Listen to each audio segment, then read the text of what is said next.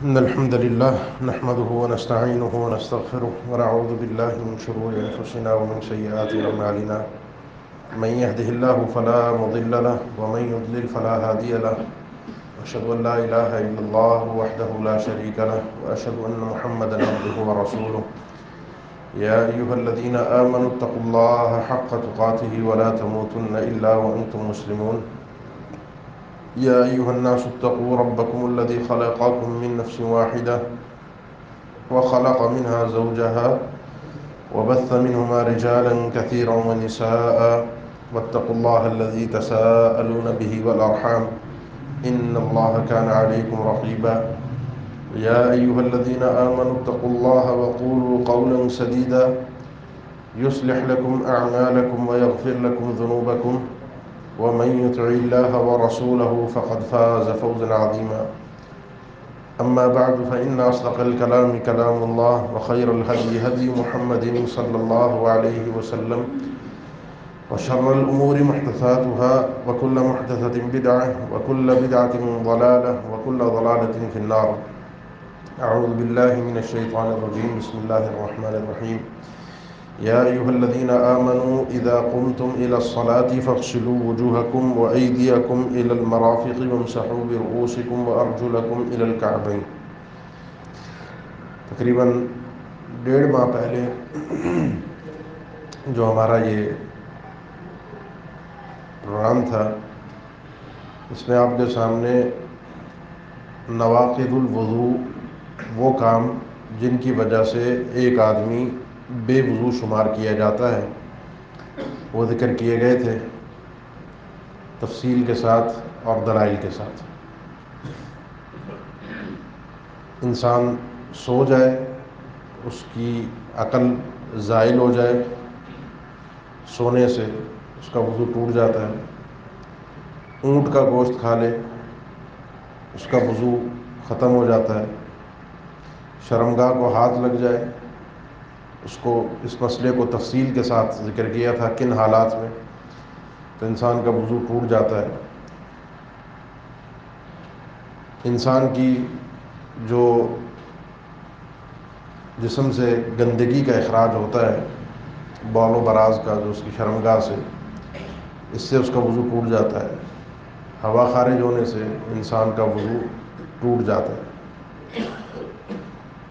ان وجوہات کے بعد بات زیادہ چونکہ وقفہ آ جاتا ہے درمیان میں، بات طویل ہو جاتی ہے اور وقفہ بھی طویل ہو جاتا ہے، تو باتیں ذہن میں رہتی نہیں ہیں اور ذہن سے نکل جاتی ہیں. اس لیے بات کو زیادہ طول دینے سے، لمبا کرنے سے بہتر ہے کہ ہم اپنی بات کو مختصر اور پوری پوائنٹ کے حساب سے آپ کے سامنے بیان کریں. آج ہم ڈائریکٹ اپنے اصل موضوع میں داخل ہوتے ہیں، جس کا تعلق ہے وضو کے ساتھ. اس سے پہلے آپ سماعت فرما چکے ہیں کہ پانی ہماری ضروریات زندگی میں سے ہے. پانی کے ذریعے سے انسان وضو کرتا ہے. پانی کس طرح سے پاک ہوتا ہے، کون سا پانی ناپاک ہے، اس پانی کے حصول کے بعد ہم جب وضو کرتے ہیں پانی کو سامنے رکھ کر، تو وضو کا طریقہ کار کیا ہے. عام سی چیز ہے. ابھی آپ سبھی تقریباً، کسی نے ابھی تازہ وضو کیا ہوگا، کسی نے پہلے وضو کیا ہوگا، لیکن سب باوضو ہو کر ہی یہاں پر موجود تھے. تو لا محالہ وضو سب نے کیا ہے. ایک عام سی چیز ہے، صرف یاد دہانی ہے کہ دلائل کے ساتھ اللہ کے نبی صلی اللہ علیہ وسلم کا طریقہ وضو کیا تھا. ہم جب وضو کے لیے آتے ہیں، میں پہلے بھی عرض کر چکا ہوں، یہ کوئی ہمارا درس والا ماحول نہیں ہے کہ صرف میں بولتا رہوں اور آپ سنتے رہیں. جب ہم وضو کے لیے آتے ہیں، کوئی بھی آپ میں سے آیا باہر سے، یہاں وضو خانے میں پہنچا، سب سے پہلے وضو کرنے کے لیے کون سا عمل شریعت نے بیان کیا ہے جو لازمی ہونا چاہیے؟ بتائیں. آپ لوگوں کی طرف سے جواب آنا چاہیے. بسم اللہ. اس کے علاوہ سلام کرنا چاہیے. اور سب سے پہلے نیت جو ہے، جو ہمارے بھائی نے جواب دیا، سب سے پہلے نیت، ہر عمل سے پہلے نیت ضروری ہے. یہ بات ذہن میں رکھیں. انما الاعمال بالنیت. کوئی بھی عمل شرعی ہے بغیر نیت کے وہ قابل قبول نہیں ہے. سوال یہ پیدا ہوتا ہے، آپ یہ نیت کا جملہ اکثر و بیشتر علماء حضرات سے بھی سنتے ہیں قرآن و حدیث میں بھی اس کا تذکرہ بکثرت آیا ہے. تو عمومی طور پر نیت دو معنی میں استعمال ہوتی ہے جو قرآن و حدیث میں اس کا معنی بیان ہوا. ایک معنی ہے نیت کا کہ جو ہم عام طور پہ سنتے ہیں خطبے میں, دروس میں, اخلاص, کہ ہم اخلاص کے ساتھ اللہ کی عبادت کریں. ایک نیت کا معنی یہ ہے. یہ نیت کا مخصوص معنی ہے کہ ہمارا جو عمل شرعی ہو اس میں ہم مخلص ہوں. مخلص ہونے کا مطلب یہ کہ کام میں نے کسی اور کے لیے نہیں کیا بلکہ اللہ کی رضا کے لیے کیا. ہاں, اس میں مخلوق کو فائدہ بھی ہو سکتا ہے. میں کسی کے ساتھ کوئی نیکی کر رہا ہوں, اس میں کسی دوسرے شخص کو فائدہ ہوگا یقیناً, لیکن یہ اللہ کی رضا کی خاطر میں کر رہا ہوں. مجھے کسی سے نہ کوئی تعریفی کلمات سننے ہیں اور نہ مجھے کسی کو کچھ دکھانا مقصود ہے, کیونکہ ریاکاری بھی اس کی ضد ہے. اور سمعہ, شہرت, کہ جو بعض اوقات انسان دکھا نہیں سکتا کہ رات کو اس نے کتنی نماز پڑھی, کتنی دعائیں کی, تو وہ دن میں بیٹھ کر لوگوں سے خود ذکر کرتا ہے کہ شہرت ہو میری, نام لوگوں کو پتہ چلے میرا. تو اپنی شہرت چاہتا ہے اور وہ بتاتا ہے رات کو میں نے یہ کام کیا, یہ عبادت کی, یہ دعائیں کی, اتنے میں تسبیحات پڑھتا ہوں, اتنے میں ذکر و اذکار کرتا ہوں. شیطان بڑا کھیلتا ہے ہمارے ساتھ, ہم اس کے وار سے واقف نہیں ہیں. وہ کس کس انداز سے انسان کی بعض اوقات 10 سال پرانی عبادت ہوتی ہے, 20 سال پرانی عبادت ہوتی ہے, اور اس کے ساتھ وہ آ کے کھیل جاتا ہے کہ بات کرتے کرتے اچانک بول پڑتا ہے 10 سال پہلے میں حج پر گیا تھا, اس موقع پر میں نے یہ کیا تھا. اگر نیت میں یہ ہے کہ حاضرین کو یہ پتہ چل جائے کہ میرا مقصود میں نے حج کیا ہے, اور لوگوں کے علم میں آ جائے کہ میں حاجی ہوں, اور لوگوں کے اندر میری واہ واہ اور شہرت ہو جائے, لوگ میری عزت کریں, لوگ مجھے بڑا متقی اور پرہیزگار سمجھیں, تو وہ 10 سال 15 سال پہلے کتنے اخلاص کے ساتھ کیا ہوا حج شیطان کھیل گیا اور برباد کروا گیا. یہ ایک معنی نیت کا. اور دوسرا معنی ہوتا ہے نیت کا کہ انسان اپنی عبادت کو عادت سے جدا کر لے, یہ متعین کر لے کہ یہ کام میں بطور عبادت کے کر رہا ہوں, عادت کے نہیں کر رہا. بعض اوقات انسان گرمیوں میں اس کو ایک عادت ہوتی ہے کہ وہ جب بھی قضاء حاجت کے لیے جاتا ہے تو وضو کر کے نکلتا ہے, جب بھی دن ہو رات ہو, عادت ہوتی ہے کچھ لوگوں کی. لیکن اس عادت کو اس نے نیت کے ساتھ جوڑا ہو کہ جب بھی میں جاؤں گا وضو کر کے نکلوں گا. بعض اوقات وہ تھکا ہوا ہے, پریشان ہے, نیت نہیں تھی اور گیا قضاء حاجت کے لیے, اس کے بعد اس نے وضو کیا اور باہر آیا تو اس کو خیال آیا کہ میں نے وضو کر لیا. نہ اس کے جانے سے پہلے دماغ میں خیال تھا, نہ دوران وضو خیال آیا, نکلنے کے بعد اس کو تصور آیا کہ میں نے کیا کیا ہے. اور نیت کا معنی یہی ہے کہ عزم القلب علی الشیء, انسان کے دل کا ارادہ ہو کسی کام کے کرنے پر. آپ آئے, آپ وضو خانے میں داخل ہوئے, آپ نے ٹوٹی کھولی, نل کھولا, یہ ساری چیزیں جو آپ نے کی ہیں یہ اس ارادے کی عکاسی کرتی ہیں جو آپ کے دل کے اندر موجود ہے کہ میں نے وضو کرنا ہے. اس کے کوئی الفاظ شریعت میں موجود نہیں ہے کسی بھی نیت کے سوائے ایک حج کے, کہ وہ بھی اظہار ہے اس نیت کا, وہ نیت نہیں ہے. الفاظ نیت نہیں ہوتے, بات ذہن میں ہمیشہ کے لیے بٹھا لیجیے. نیت ہے دل کے ارادے کا نام, یہ دل کا کام ہے, زبان کا کام ہی نہیں. زبان پر جب یہ چیز آ جاتی ہے تو یہ زبان کا قول بن جاتا ہے, زبان کی بات بن جاتی ہے, قول ہے, یہ نیت نہیں ہے. اور اللہ کے نبی صلی اللہ علیہ وسلم سے کسی بھی عمل کی نیت کے الفاظ مذکور نہیں ہیں. آپ نے نہ کبھی سکھائے ہیں نہ بتائے ہیں. وہ جو الفاظ آتے ہیں وہ نیت نہیں ہوتی, جہاں پر الفاظ آ جاتے ہیں وہ نیت نہیں ہوتی. اب سوال یہ پیدا ہوتا ہے, کوئی اگر تاکید کر ہی دیتا ہے جو دل میں, اگر وہ زبان پر ہم لے آئے کیا حرج ہے؟ اگر تاکید کر دے تو کوئی حرج کی بات تو نہیں ہے, نیکی کا ہی کام ہے. اگر زبان سے کہہ دیں تو 4 ثواب ہی ملے گا, 4 اچھی بات ہی کر رہے ہیں. جہاں ہم 4 کسی کے لیے دل میں غصہ آتا ہے تو اس غصے کے اظہار کے لیے ہم گالی دے دیتے ہیں, اس غصے کے اظہار کے لیے اس کو کوس دیتے ہیں, بد دعا دے دیتے ہیں, اس کو برا بھلا کہہ دیتے ہیں. تو جب دل میں اچھا خیال آ رہا ہے کہ عبادت کا ایک اچھی سوچ ہے تو اس کے لیے زبان سے اگر ہم اظہار کر دیتے ہیں تو غلط کیا ہے؟ بظاہر دیکھیں اگر دنیا کا کوئی معاملہ ہوتا نا تو بہت اچھی بات تھی, کیونکہ دنیا کا معاملہ تھا, غصہ آیا آپ نے نکال دیا. اس میں شریعت کا عمل دخل آئے گا؟ جہاں آپ زیادتی کریں گے, جہاں آپ فوش گوئی کریں گے، جہاں آپ کچھ برا بھلا کہیں گے وہاں شریعت پورے ثواب اور جزا کے پورے معاملات آ جائیں گے. اس کا معنی نہیں ہے کہ یہ کرنا جائز ہے، لیکن یہ سب دنیا ہے. بات آتی ہے جب شریعت کی، جب آتی ہے دین کی، تو اس دین میں کرنا، کہنا، بولنا یہ تو بہت دور کی بات، سوچنا بھی شریعت کے مطابق ہے. اور یہ ہے اللہ کے نبی صلی اللہ علیہ وسلم کی اطاعت اور اتباع کا نام، کہ سوچنے میں بھی جس انداز سے سوچنا آپ نے بتایا ہے اس کو سوچ کی حد تک رکھنا ہے. اس کو سوچ کو اگر آپ زبان پر لائیں گے تو زبان کا عمل بن جائے گا، اور جب یہ عمل بنے گا تو اس کے لیے اللہ کے نبی صلی اللہ علیہ وسلم سے دلیل ہمیں چاہیے کہ آپ نے یہ کام کیا ہے.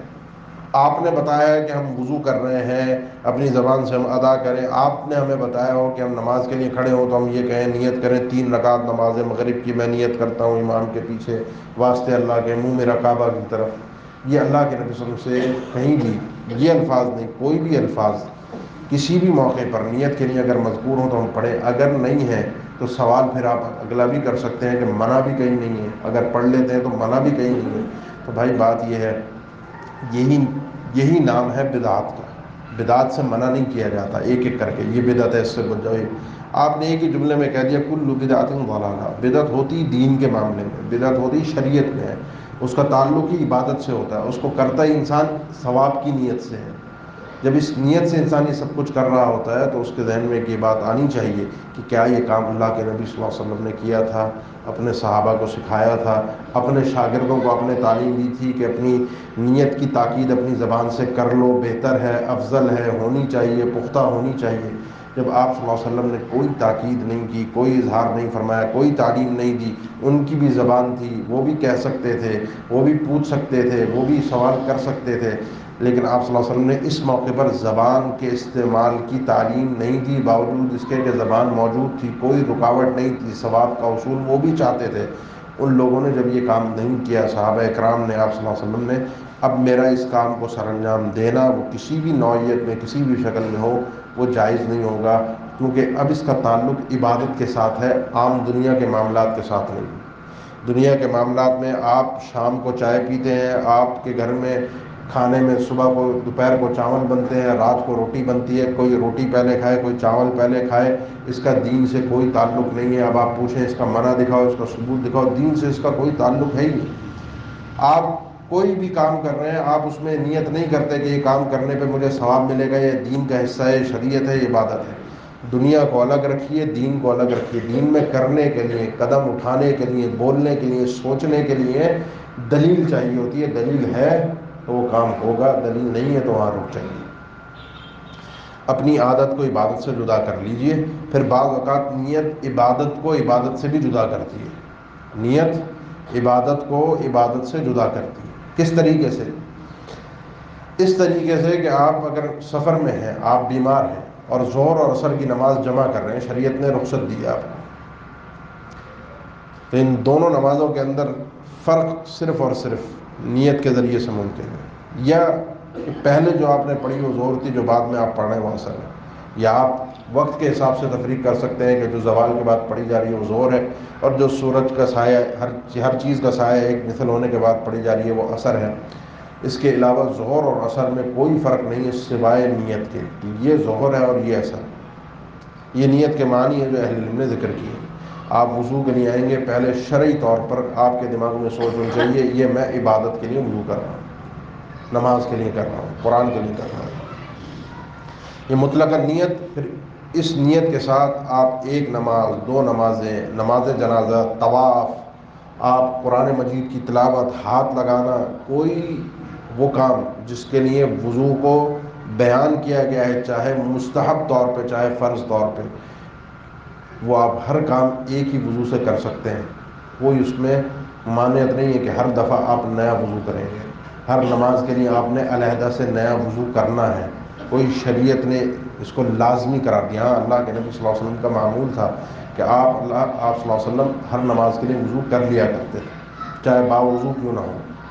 اسی لیے جب فتح مکہ کے موقع پر اللہ کے نبی صلی اللہ علیہ وسلم نے ایک ہی وضو سے کئی نمازیں ادا کی تھیں، تو سیدنا عمر نے پوچھا تھا اللہ کے نبی آپ کا یہ عمل آپ نے کیا جان بوجھ کر کیا ہے؟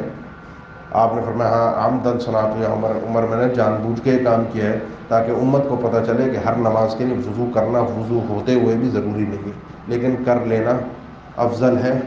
کیونکہ اللہ کے رسول کا اپنا عمل یہی تھا، تازہ وضو۔ موقع آ گیا نا، ایک دیکھیں نا، ہم ثواب کے لیے جب بہانے ڈھونڈتے ہیں، بہانے میں الفاظ ہو سکتا ہے کہ دنیا کے اعتبار سے مناسب نہ ہو، یعنی بہانے سے مطلب یہ ہے کہ ابھی ہم وضو کے لیے ہم نے نیت کی بات کی، ہم ایک بہانہ ڈھونڈ رہے تھے کہ کسی طرح الفاظ بولنے کے لیے موقع مل جائے، ثواب ہی تو ملے گا نا۔ اس طرح صحابہ کرام بھی بہانے ڈھونڈا کرتے تھے کہ کہیں سے کوئی ایسا موقع مل جائے کہ پتہ چل جائے یہ کام کر سکتے ہیں، آپ نے کیا اجازت ہے، پھر اس کام کو ہم چھوڑیں گے۔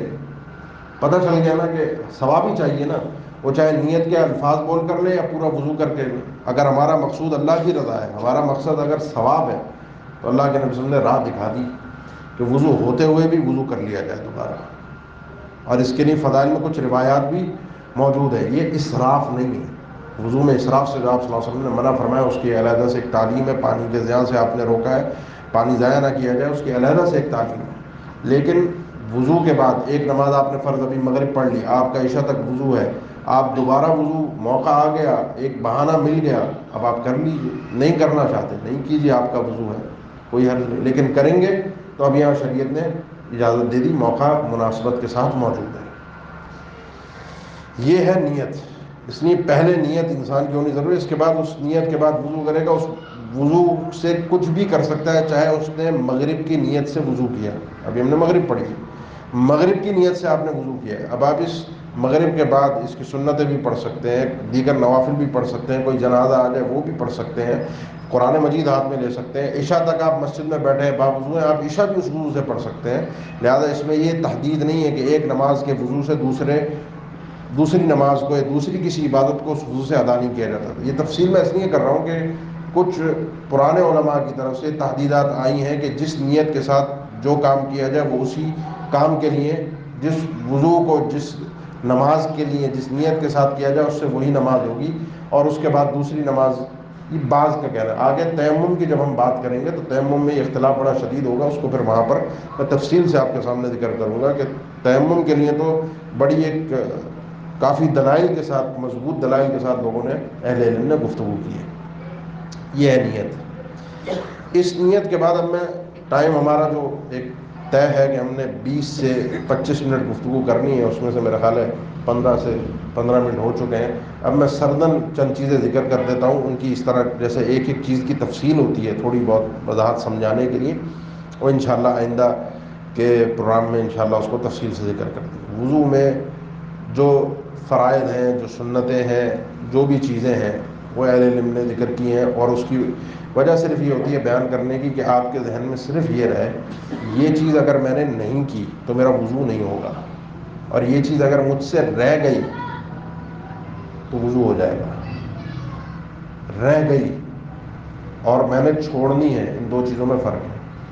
ہمارے زوال کا اور پستی کا سب سے بڑا سبب یہ ہے کہ ہم سنت کو، سوال ہی یہ کرتے ہیں ہم سے، جب لوگ سوال کرنے آتے ہیں اور ہم جب پڑھتے پڑھاتے ہیں تو لوگوں کے ذہنوں میں ایک تصور بیٹھ گیا ہے کہ سنت وہ چیز ہے جس کو چھوڑ دینا چاہیے۔ سنت بیان کرنے کا، لفظ بولنے کا مقصد یہ ہے کہ اس کو چھوڑ دو، یا کوئی مسئلہ نہیں ہے، کوئی حرج نہیں، یہ بات نہیں ہے۔ میں نے ابھی ذکر کیا، صحابہ کرام تلاش کیا کرتے تھے، جملہ میں اکثر کہتا ہوں، ان کی کامیابی کی وجہ تھی کہ وہ تلاش کرتے تھے کہ ایک دفعہ پتہ چل جائے اللہ کے رسول نے کام کیا ہے زندگی میں، ایک دفعہ پتہ چل جائے، پھر ہم نے چھوڑنا نہیں ہے۔ اور ہمارا سوال ہوتا ہے کہ ایک دفعہ پتہ چل جائے اللہ کے رسول نے اس کام کو چھوڑا ہے تو پھر ہم نے اس کام کو کبھی کرنا نہیں۔ سنت اس لیے نہیں ہوتی کہ اس کو چھوڑ دینا چاہیے، سنت اس لیے ہوتی ہے کہ اس کو اپنا لینا چاہیے۔ کبھی رہ گئی نہیں کر سکے تو عبادت ہو جائے گی۔ وضو کی سنتوں میں اس کے بعد مسواک کرنا، اللہ کے نبی صلی اللہ علیہ وسلم کی، آپ نے خود صراحت کے ساتھ بیان فرما دیا کہ لولا ان اشق علی امتی لامرتهم بالسواک عند کل وضو اور عند کل صلاۃ، میری امت پر اگر گرا نہ گزرتا، ان کے لیے بھاری نہ پڑ جاتا، تکلیف میں نہ ہو جاتا، تو میں ہر وضو یا ہر نماز کے ساتھ ان کو حکم ہی دے دیتا کہ بس مسواک کرنی ہے۔ اور مسواک کے ابن القیم رحمہ اللہ نے کچھ 70 سے زیادہ فوائد، صحیح اور کچھ ضعیف بھی احادیث ملا جلا کر انہوں نے ذکر کیے ہیں کہ اس کے اتنے زیادہ فوائد ہیں۔ اللہ کے نبی صلی اللہ علیہ وسلم کا زندگی کا آخری عمل یہ مسواک تھا، جو آپ نے کیا عمل، جو آپ نے اپنے خود سر انجام دیا تھا، وہ شدت کے ساتھ مسواک۔ بعض اوقات انسان کو میسر نہیں ہوتی، موجود نہیں ہوتی، ساتھ نہیں ہوتی، تو وضو ہو جائے گا، لیکن اس کا اہتمام دانتوں کی اور منہ کی صفائی کے لیے شدید ضروری ہے۔ اس کے اوقات ہیں، یہ ایک الگ تفصیلی موضوع ہے۔ اس کے بعد وہ مسئلہ تھا جو آپ بھائیوں نے ذکر کیا تھا، اور وہ ہے بسم اللہ پڑھنے کا۔ بسم اللہ پڑھنی ہے، ہاتھ دھونے، چہرہ دھونا ہے جس میں کلی اور ناک میں پانی ڈالنا ہے، ہاتھوں کو دھونا ہے کونیوں تک، سر کا مسح کرنا ہے، کان اس کے ساتھ داخل ہے، پیروں کو دھونا ہے ٹخنوں سمیت۔ اس وضو کو اسی ترتیب کے ساتھ کرنا ہے جو ترتیب میں نے ابھی ذکر کی، اور آگے انشاءاللہ آپ کے سامنے تفصیل سے ذکر ہوگی، اور پے در پے کرنا ہے۔ یعنی ایسا نہیں ہے کہ آدھا وضو آپ نے کیا اور کہیں چلے گئے، آدھے گھنٹے کے بعد، پونے گھنٹے کے بعد آپ واپس آئے، آپ نے کہا آدھا تو میں نے پہلے کر لیا تھا، بقیہ آدھے کو میں ابھی پورا کر لوں۔ یہ ہے موالات، اس کو کہتے ہیں پے در پے۔ آپ کا وضو کس حد تک کس طرح ہوگا، دلیل کیا ہے، یہ سب انشاءاللہ تفصیل سے بات آئے گی۔ بس صرف ایک پہلا مسئلہ ذکر کر کے اپنی بات آج کی ہم مکمل کر دیتے ہیں، اور بسم اللہ پڑھنا، وضو سے پہلے بسم اللہ پڑھنا۔ اس بارے میں سنن ابی داؤد میں حدیث ہے، لا وضوء لمن لم یسم اللہ، جو شخص اللہ کا نام نہیں لیتا وضو کرتے ہوئے، اس کا وضو نہیں۔ لا وضوء کا مطلب یہ اس کا وضو ہے ہی نہیں، صحیح نہیں ہوا۔ یہ حدیث ہے، اس کے علاوہ عمومی حدیث ہے کہ ہر نیک کام میں، وہ روایت کی سند پر کلام ہے، لیکن بالجملہ اللہ کا نام ہر اچھے کام میں لینا، یہ مختلف اعمال کے شروع میں اللہ کے نبی صلی اللہ علیہ وسلم سے، قرآن سے ثابت ہے۔ تلاوت کے شروع میں بسم اللہ پڑھنا، قربانی کرتے ہوئے بسم اللہ پڑھنا، گھر سے نکلتے ہوئے بسم اللہ توکلت علی اللہ، یعنی کئی دعاؤں کے اندر، کئی چیزوں کی ابتدا میں اللہ کے نبی صلی اللہ علیہ وسلم سے اللہ کا نام لینا، بسم اللہ پڑھنا ثابت ہے۔ اس لیے اہل علم ذکر کرتے ہیں کہ یعنی وہ جو حدیث ہے وہ سمجھ لو کہ صحیح ہے، کہ ہر اچھا کام، ہر ذی شان، ذی اہمیت کام، کوئی بھی اہمیت والا کام آپ کر رہے ہیں، اللہ کا نام لے کر ابتدا کیجیے، بڑی برکت ہے، بڑی برکت ہے، اللہ کے نام کی بڑی اہمیت ہے۔ انسان اگر جان بوجھ کر قربانی کرے، جانور ذبح کرتا ہے، اور اس جانور کو ذبح کرتے ہوئے جان بوجھ کر بسم اللہ کو چھوڑ دیتا ہے، تو وہ جان بوجھ کر اس کا بسم اللہ نہ پڑھنا، باوجود اس کے کہ اس نے شرعی طریقے سے جانور ذبح کیا ہے، اس جانور حلال نہیں ہے بالاتفاق، اگر اس نے جان بوجھ کر چھوڑا ہے۔ بھول گیا، اختلاف ہے، پڑھ لیا، کوئی اختلاف نہیں ہے کہ جانور اگر شریعت کے مطابق ذبح ہوا ہے، صرف اللہ کا نام لینے سے برکت آتی، چیزیں حلال اور حرام ہو جاتی ہیں۔ بڑی اللہ کے نام کی جو عظمت ہے، اللہ کے نام کی جو جلال ہے، ان نام لینے سے ہی بہت ساری چیزیں انسان کی حل ہو جاتی ہیں، شیطان بھاگ جاتا ہے، اللہ کی طرف سے برکتیں، رحمتیں انسان کو حاصل ہوتی ہیں۔ بہرحال یہ بسم اللہ کی فضیلت، یہ ایک اہمیت، یہ ایک الگ موضوع ہے، لیکن وضو کے ساتھ جو اس کا تعلق ہے، مزے کی بات یہ ہے کہ لا وضوء لمن لم یسم اللہ، اس حدیث کو امام احمد ضعیف کہتے ہیں، کئی اہل علم اس حدیث کو صحیح کہتے ہیں، اور سارے علماء میں، پچھلے دور کے ہوں، جدید دور کے ہوں، تقریباً سوائے چند کے، وہ سارے علماء بسم اللہ کو وضو کے شروع میں مستحب کہتے ہیں۔ مستحب کا مطلب یہ ہے کہ پڑھیں، سنت ہے، پڑھنی چاہیے۔ کبھی رہ گئی، موقع نہیں ہے، اور آپ نے نہیں پڑھی تو آپ کا وضو ہو جائے گا۔ امام احمد اس حدیث کو صحیح نہیں کہتے، اور امام احمد ہی پرانے علماء میں ایک واحد عالم ہے جو یہ کہتے ہیں کہ وضو کے شروع میں بسم اللہ پڑھنا واجب ہے، جو نہیں پڑھتا اس کا وضو نہیں ہوگا۔ یہ مسئلہ صرف بتانے کا، سمجھانے کا مقصد یہ ہے کہ ہم لوگ جو بیٹھے ہیں، ایک بات دنیا کے سامنے واضح ہو جائے، ہم اللہ کے نبی صلی اللہ علیہ وسلم کے طریقے کے پیچھے چل رہے ہیں۔ ہمارے لیے ہر شخصیت، ہر امام، ہر عالم، ہر محدث، ہر فقیہ قابل احترام ہے، انہوں نے دین کی خدمت کی ہے، ہماری سر آنکھوں پر ہے، لیکن کسی کو بھی ہم وہ رتبہ نہیں دے سکتے جو اللہ کے نبی صلی اللہ علیہ وسلم کا رتبہ ہے، کہ اندھی اتباع، اندھی تقلید، کہ وہ جو کہہ دیں، وہ کہیں رات ہے تو مان لے رات ہے، وہ کہیں دن ہے تو مان لے دن ہے۔ یہ رتبہ اللہ تعالیٰ نے صرف اور صرف اللہ کے نبی صلی اللہ علیہ وسلم کو عطا کیا ہے۔ اب اس طرح کے جب اختلافات آ جاتے ہیں، اس طرح کی چیزیں آ جاتی ہیں، ان میں سادی سی چیز ہے، اختلاف سے آپ باہر نکلیے۔ جو عبداللہ ابن عمر رضی اللہ تعالیٰ عنہ اکثر مسائل میں لوگوں کو جواب دیا کرتے، جب کوئی آتا پوچھتا بھائی واجب ہے سنت ہے، واجب ہے قربانی، واجب ہے سنت ہے، وتر پڑھنا واجب ہے سنت ہے، کہتے تھے بھائی یہ واجب سنت کی سوالات تو اس وقت کرے آدمی جب بھول جائے، جب کوئی مسئلہ کھڑا ہو۔ کرنا ہی کرنا ہے نا بھائی، وضو کر رہے ہو، بسم اللہ کہنے میں موقع ہے، اللہ نے دیا ہے، ہم پیچھے لڑتے رہے کہ ہم نے نیت کرنی ہے زبان سے یا نہیں کرنی، اختلاف میں مناظرے ہم نے کر لیے، ہم نے دلائل دے دیے، ہم نے بدعت کے فتوے بھی لگا دیے، ہم نے ایک دوسرے کو جنتی اور جہنمی بھی کر دیا، لیکن جہاں جو چیز ثابت تھی وہاں پر جب بات آئی تو وہاں پر ہم پوچھنے بیٹھ گئے واجب ہے سنت ہے تاکہ راستہ نکل جائے، نہیں پڑے تاکہ وضو ہو جائے۔ جو چیز کرنے کی مل گئی ہے، عبداللہ ابن عمر فرماتے تھے یہ جھمیلے، یہ پریشانیاں اپنے سر پر سوار نہ کرو، سنت ہے، اللہ کے نبی صلی اللہ علیہ وسلم نے کیا تھا، بعد میں مسلمان کرتے رہے، یعنی عمل منسوخ نہیں ہوا، قربانی بھی آپ نے کی، وطر بھی آپ نے پڑھا، بس کرو، موقع ہے، اللہ نے دی ہے، استطاعت ہے، سہولت ہے، کرو، زبان ہے، موقع ہے، مناسبت ہے، بھولے نہیں ہو، پڑھ لو۔ بھول گئے تو بھول کو اللہ تعالیٰ نے ویسے ہی معاف کر دیا، ربنا ولا تحمل علینا ربنا ولا تحملنا ما لا طاقت لنا به ربنا لا تؤاخذنا ان نسینا واخطانا، اے اللہ اگر ہم بھول جائیں، ہم سے غلطی ہو جائے تو ہمارا مواخذہ۔ اللہ نے ہمیں دعا سکھائی ہے، دعا کا سکھانے کا مطلب یہ ہے کہ نسیان پر، بھولنے پر کوئی پکڑ نہیں ہے، وہ عمل ہو جاتا ہے۔ ہاں کوئی عمل ایسا ہے کہ جس کو شریعت نے کہا کہ بھول ہو گئی، نہیں کیا یا غلط کیا تو اس کو دوبارہ کرنا ہے، جہاں شریعت نے تعلیم دے دی وہاں دوبارہ ہوگا، جہاں تعلیم نہیں دی آپ بھول گئے کوئی مسئلہ نہیں۔ تو بسم اللہ، بسم اللہ زبان سے ضرور پڑیں گے، موقع ہے، مناسبت ہے، یاد ہے، عادت بنا لیجیے، بسم اللہ زبان سے نکلے گا وہ عمل بابرکت ہو جائے گا، اس میں اللہ کی طرف سے رحمت آئے گی، برکت آئے گی۔ اس بسم اللہ پر رک کر اب آگے عملی چیز شروع ہو رہی ہے، اور وہ عملی چیز ہے کہ وضو کا عملی طریقہ، یعنی ہاتھ دھو کر پورا وضو شروع کرنا۔